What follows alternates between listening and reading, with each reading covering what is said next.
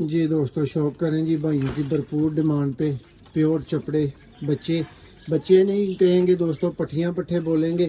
3-4 पर से दोस्तों ऊपर शार के चपड़े हैं दोस्तों, अबाबील चपड़े हैं। इसके अलावा दोस्तों इनमें चूड़ चप है, बिल्कुल स्याह काले चपड़े।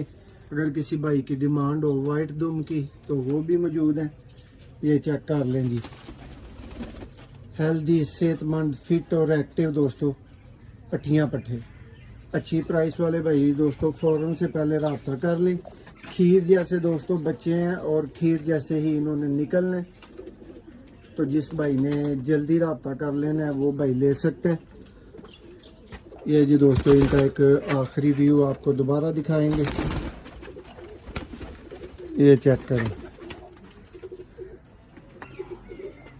वीडियो पसंद आए लाइक करें, शेयर करें और रब्ता करने में देर ना करें।